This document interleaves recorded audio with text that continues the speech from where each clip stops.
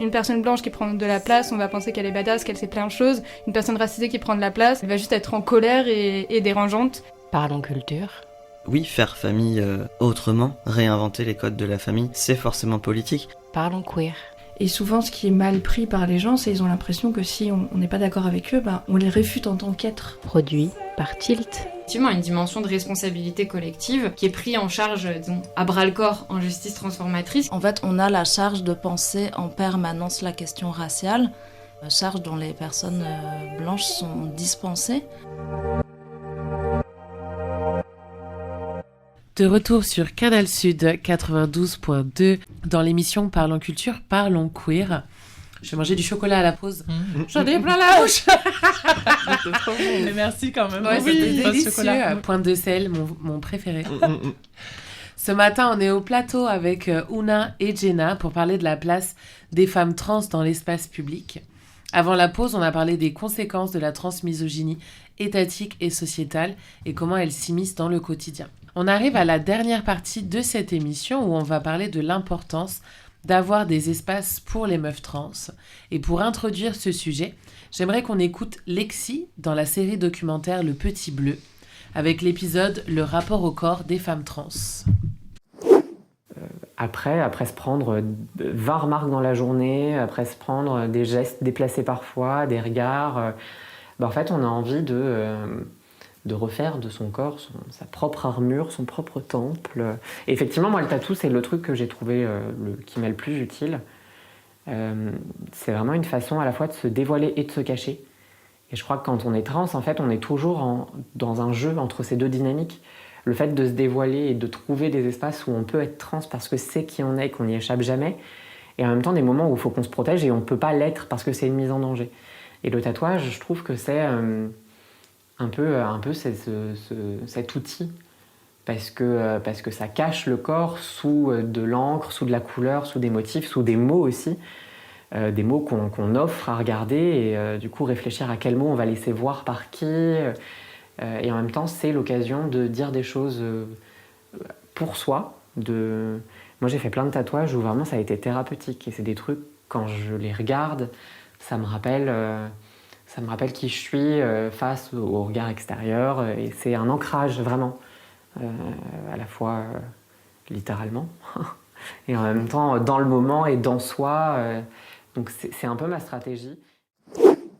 Dans cette capsule, on entend Lexi, autrice, formatrice, conférencière et militante transféministe qui tient aussi le compte Instagram Aggressively Trans, nous parler de stratégies pour se réapproprier son corps pour lutter contre toutes les discriminations et stigmatisations que vivent les femmes trans.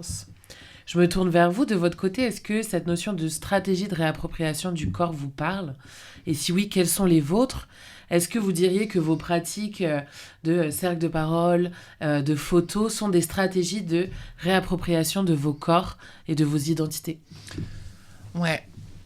Alors moi, j'ai dû me pencher sur la question parce que du coup, c'est un peu arrivé à moi assez instinctivement, la photo. Enfin, du coup, j'avais pas non plus réfléchi ça comme une méthode. Et à la fin, je me rends bien compte que là, par exemple, concernant l'expo Tranny Season et le docu, il y a un vrai désir de renouer avec mes copines trans. Parce que pour le coup, moi, j'ai fait partie d'un cercle de parole très succinctement. Et puis après, j'ai trouvé des amis et pas forcément des copines trans. Et du coup, il y a cette sensation d'isolement dont on parlait et de difficulté à connecter. Donc, il y a plusieurs choses, en fait. Je trouve que dans la photo, en effet, déjà, il y a la réappropriation de l'image. Il y a créer les images par soi-même, pour soi-même, en décalage avec, par exemple, tout ce qu'on citait auparavant, le silence des agneaux. Voilà, tous ces préconçus sur la transness et les meufs trans et les personnes trans. Capter ces images. Aussi, une notion d'urgence, moi, qui est la mienne, dans le fait de montrer ces visages queer, aussi parce que peut-être pour moi, c'est une apparition, mais aussi parce que j'ai la sensation que nos identités sont jamais complètement acquises et que voilà, ce décalage par rapport à la norme de genre est toujours quelque chose de très facilement sanctionné et remis en en question. Donc voilà, il y avait capturer tous ces visages, renouer avec les meufs trans, et en effet, prendre mon corps en photo par moi-même, pour moi-même, et le corps de mes sœurs et de mes amis, quoi. Ouais. Dans notre intimité, dans quelque chose de vrai, voilà, qui soit pas forcément spectaculaire, et qui puisse provoquer aussi des brèches dans l'empathie des gens, quoi. Yes. Bah ouais, trop classe. Moi, j'avoue, les photos, ça me parle pas de ouf pour l'instant, mais bon, chacune a ses expériences aussi. En fait, moi, le truc, c'est que je réfléchis plus je sais pas si réapproprier son corps, c'est pas trop fort. Enfin, genre pour moi, dans le sens où plutôt, moi, je me pose la question en mode est-ce que je peux sortir comme ça? Enfin, tu vois, c'est un truc un peu plus l'étape d'avant, tu vois. Genre où, je sais pas, je trouve ça trop difficile de... Enfin, je sais pas comment dire, c'est trop compliqué. Mais genre... Attends, ça me... Mais t'es dans... Enfin, pardon. C'est un peu... Enfin, pour moi, genre, réapproprier son corps, c'est trop dur toute seule, tu vois. Genre, j'arrive pas en mode pratique individuelle. Et les photos et tout, du coup, ça me parle moins. Après, ouais, moi, j'utilise plein de trucs, genre, plus, je pense, j'utilise plutôt le make-up, la coiffure, les hormones, en fait, juste, par exemple, les chirurgies. Pour moi, ça, c'est vraiment plus de l'appropriation du corps, dans le sens où, du coup, je vais me conformer à cette norme de genre qui est attendue, et où voilà, que sinon, je me sens toujours trop en décalage, en fait, pour parler de réappropriation de moi, enfin, de mon corps, encore. Mais voilà, je pense qu'après, voilà, tout le monde a des stratégies différentes, et il y en a qui font du bod mode, il y en a qui font... plein de choses, mais ouais. Parce que peut-être les sacs de parole aussi, c'est pas tout à fait de la réappropriation du corps. Oui, et pour moi, pareil, sac de parole, c'est pas ça. C'est plus de la survie, quoi. Moi, comment je le vois, tu vois. Et pareil, en fait, le make-up et toutes ces techniques de féminité, tu vois, c'est des trucs que j'utilise pour sortir et pour moi me sentir OK par rapport au regard des autres et à la société, en fait. Mais ouais, chaud de se réapproprier son corps. Ouais. Et les cercles, moi je dirais que c'est plus des espaces de connexion. Enfin, c'est plutôt réappropriation mentale, quoi. C'est plutôt des endroits où on sait qu'on peut éteindre certaines alarmes. De fou. Du coup, voilà, bon, en soi, le corps, enfin voilà, ça se sent dans nos corps évidemment, mais du coup, il y a plus ça, quoi. Il y a plus poser une partie du cerveau avec les copines, pouvoir délirer sur certains trucs. Grave. Faire des private jokes que seuls nous comprenons, parler d'émotions que, voilà, que pareil, que seules les personnes trans connaissent. De fou. Ouais, je pense que c'est plus de la réappropriation de nos vies et de genre nos vécus, tu vois, que le corps, pour le coup, c'est limite presque à double tranchant, en fait, en fonction de la phase dans laquelle t'es, de la phase de tes potes. En fait, moi, si une copine que je vais voir est en turbo dispo, moi, ça va me faire turbo dispo aussi, potentiellement, et genre, voilà. Ça peut être à double tranchant, quoi. Ouais, c'est vrai. Et puis aussi retourner et voir, par exemple, des personnes trans qui sont au début, qui se questionnent. Enfin, voilà, c'est ça qui est compliqué aussi, c'est que parfois... pour connecter entre nous, ça peut nous envoyer à des endroits et nous renvoyer à des endroits et des périodes pas forcément faciles. Voilà, trouver ces espaces de connexion. Enfin, moi, je sais que j'adore les cercles, mais j'adore aussi les temps plus... informel. Merci. Ouais. Voilà. Autour d'un café, une balade, une petite discussion, voilà, qui en fait, pour moi, du coup, vont transférer vers de l'intime et du quotidien. Voilà, les cercles, c'est essentiel et c'est hyper cool, c'est hyper important, mais c'est vrai que moi, j'aime aussi ça. De fou, ouais. Ouais, et d'avoir en fait les deux. Enfin, il y a un truc de moi, de ce que j'entends dans tes photos, c'est aussi un moyen de... reprendre le pouvoir sur le narratif qui est donné et les images qui sont données à voir des femmes trans. Enfin, vraiment, je vous invite à aller voir tes photos parce que je trouve qu'elles font énormément de bien, en fait. Et justement, c'est toutes ces scènes du quotidien. On voit la personne qui est posée sur le canapé ou qui boit un café et qui sont en fait d'une telle simplicité et qui justement amènent de la beauté. J'ai l'impression qu'il n'y a pas tout ce truc de performativité ou sensationnaliste dont tu parlais tout à l'heure par rapport aux images des femmes trans qu'on peut voir dans les espaces mainstream. Ouais, ma psy m'a dit un truc, merci ma psy, m'a dit un truc très, très, très beau et que je trouve assez juste sur la pratique de la photo. Pardon. C'est que du coup j'ai essayé de remettre de la beauté, de la douceur là où il y avait eu vachement de violence et de peur, quoi. Et du coup la pratique de la photo, mais aussi des cercles de parole. Enfin, aller à un cercle de parole, c'est quand même rechercher une connexion, rechercher de l'intimité entre des personnes qui sont que la société patriarcale essaie de séparer constamment. Enfin, je veux dire, la connexion entre personnes trans, c'est quand même le truc qu'on veut le moins. Enfin, qu'on veut le moins. Je veux dire, c'est pas qu'on veut le moins, mais c'est quelque chose que la société ne facilite pas, bien au contraire. Donc, aller chercher ces endroits de connexion, c'est déjà hyper fort. Et du coup, dans la photo, il y a ça, quoi. Il y a mettre de la douceur et de la beauté à un endroit qui a été souffrant, honteux, voilà. Et créer cette connexion entre meufs trans qui est tellement difficile à trouver, quoi. Grave. Oui. C'est clair que moi, je trouvais ça trop important, enfin, tu vois, et notamment pour, je sais pas, au début de ta transition. Enfin, en tout cas pour moi, genre, c'était trop important d'être entourée de meufs trans et c'est trop elles qui m'ont donné une perspective sur ma transition, un point de vue aussi, voir comment je voulais l'aborder, parce que en fait tu te heurtes à tellement de questionnements, tellement de trucs hyper profonds, hyper deep sur qu'est-ce qui appartient à la société, qu'est-ce qui m'appartient à moi, l'individualité, le collectif, machin, et genre ça pète le crâne. Donc ouais, non, trop important, même vital en fait. Enfin... Bah oui, parce qu'il faut quand même imaginer, moi je me souviens de mon premier cercle, c'est arriver voir 10 meufs trans dans la pièce, alors que j'en avais croisé une seule dans mes 30 ans de vie.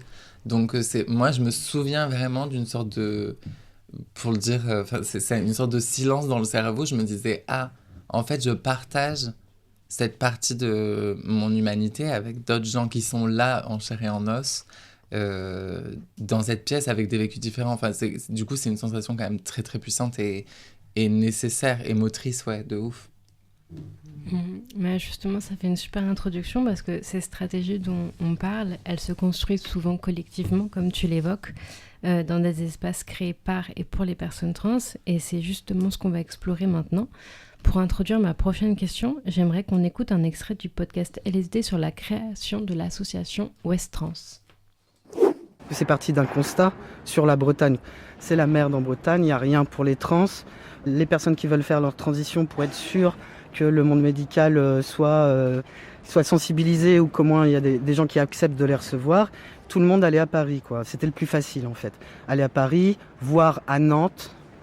Ils n'avaient pas d'endroit pour se réunir, pour parler. Et voilà, il y avait ça, il y avait des problèmes juridiques, il y avait beaucoup de choses, mais c'était surtout une question aussi d'isolement. C'est un constat d'isolement des personnes.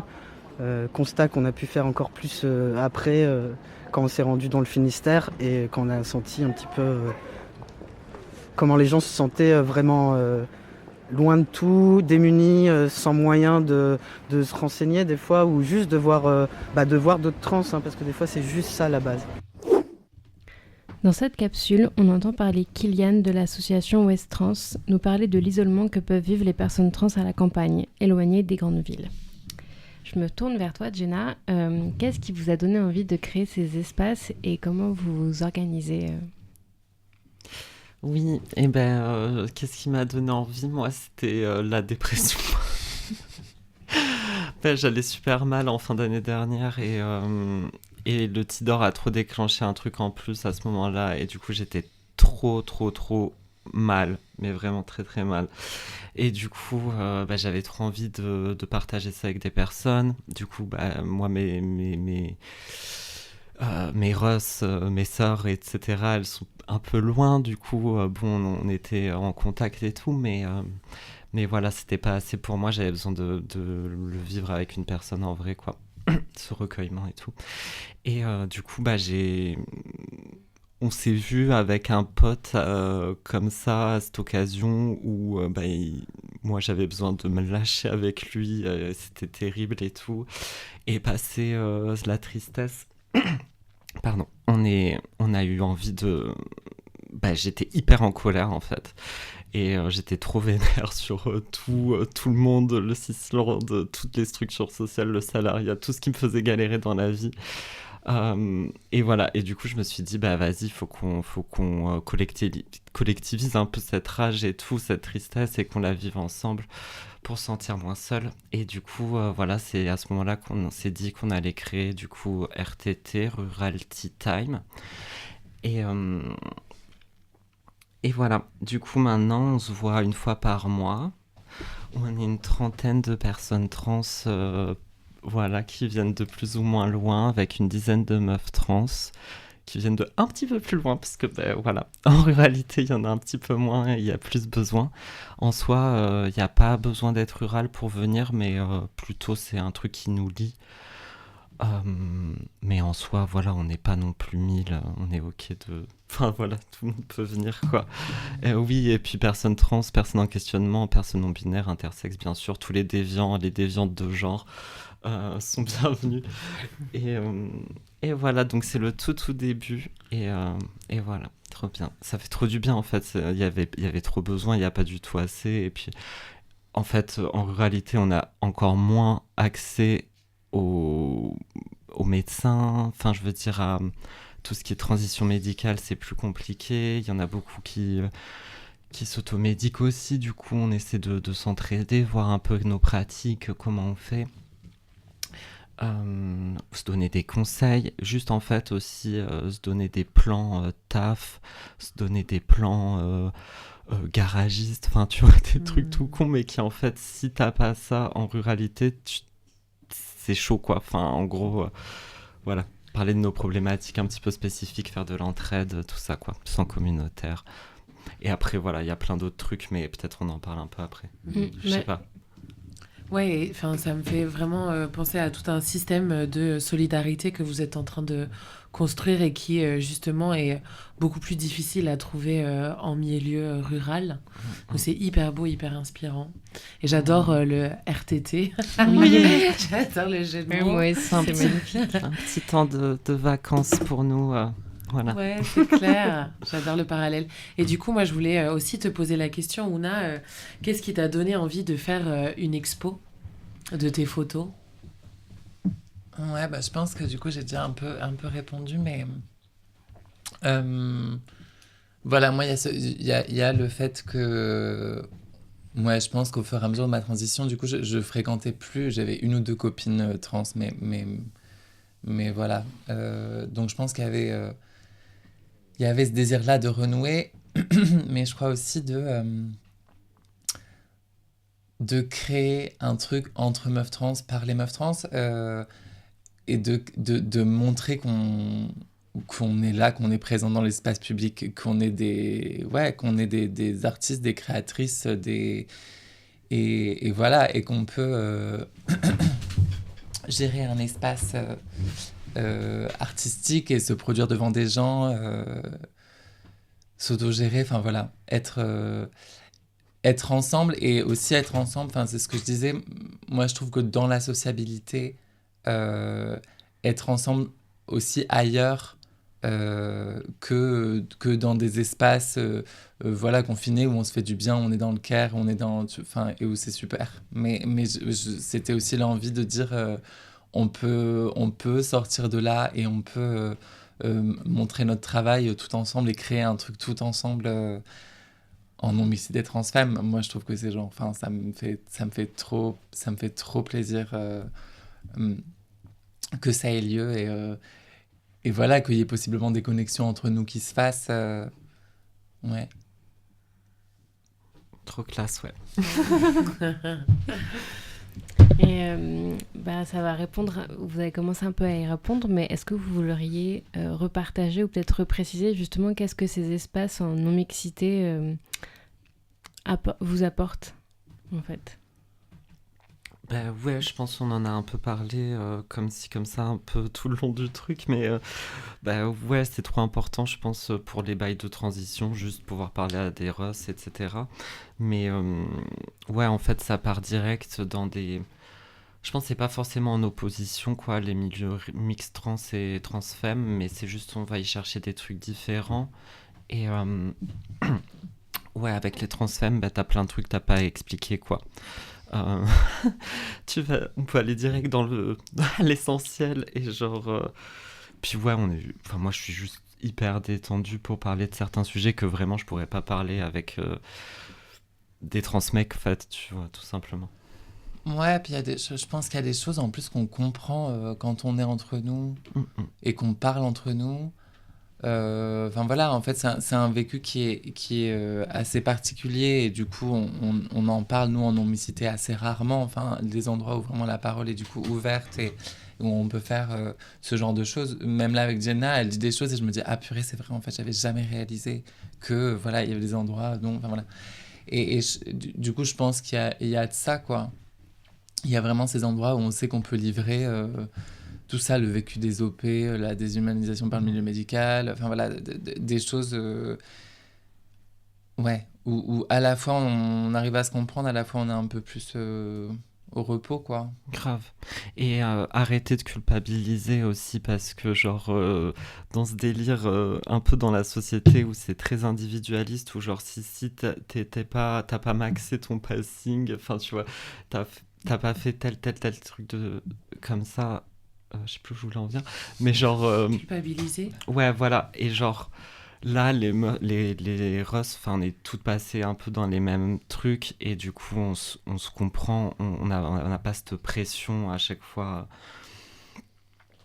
où si on se sent mal, c'est notre faute, tu vois. En fait, là, on peut collectiviser ce truc et se dire, ok, pourquoi, qu'est-ce qu'on en fait, Enfin ouais, ça fout trop la rage et genre, après, ça donne envie de faire des trucs ensemble pour dépasser ça, quoi. Ouais.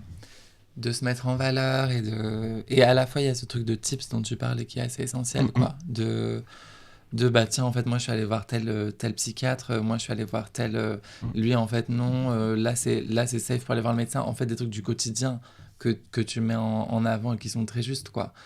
En fait se faire un carnet d'adresses général du quotidien safe pour les personnes safe entre guillemets pour les personnes trans et les meufs trans, voilà, c'est déjà en soi un défi, enfin qu'on essaye de s'alléger les unes les autres, quoi. Grave.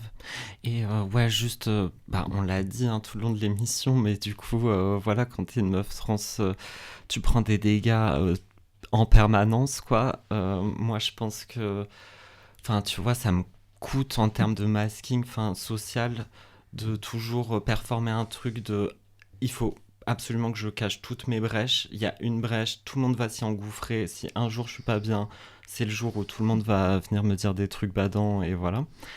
Après on sait comment on finit. Et du coup il y a ce truc où les espaces transfemmes, moi je dis toujours, par exemple, quand je vais au taf et tout, je me mets un peu en mode tractopelle, tu vois, en mode je suis trop vénère, rien peut m'atteindre et tout, et genre allez-y, balancez tout.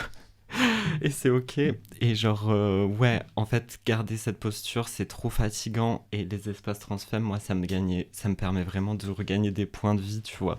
C'est un peu genre un espace où je peux me refaire une santé pour réaborder la semaine de manière ok, tu vois, à me dire ok, là j'ai un bouclier protecteur du fait d'avoir passé un week-end avec mes Ross.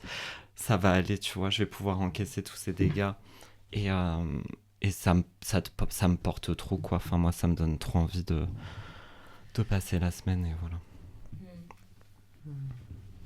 Et est-ce que vous connaissez d'autres espaces ou initiatives dont on n'a pas encore parlé, créés par et pour des meufs trans?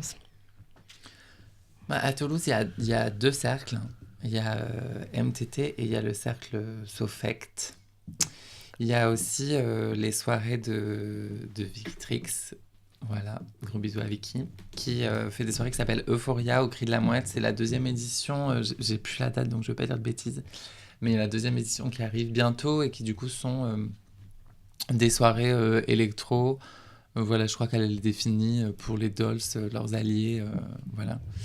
Et donc voilà, et du coup c'est quand même intéressant parce que je trouve qu'il y a une émergence, enfin on sent qu'il y a un tel besoin que là il y a une émergence d'initiatives et de cercles et artistiques qui arrivent et qui font du bien, quoi, qui sont des sortes de bulles d'air quand même. Il y a des choses qui existent pour nous et auxquelles on peut assister, quoi. Oui. Bah ouais, comme tu l'as dit, à Toulouse, il y en a un peu dans toutes les grandes villes. Alors c'est plus ou moins bien, je pense, de ce que j'ai compris. Mais ouais, il y a le Flirt à Paris qui est super stylé. Meuf à Tub, qui a un podcast de meuf trans aussi, qui est très stylé. T'es gênante, Résiste Lille, il y en a un peu partout, mais voilà. Moi, j'en connais pas trop en ruralité, du coup, voilà. Je me suis dit, ça manquait. Merci.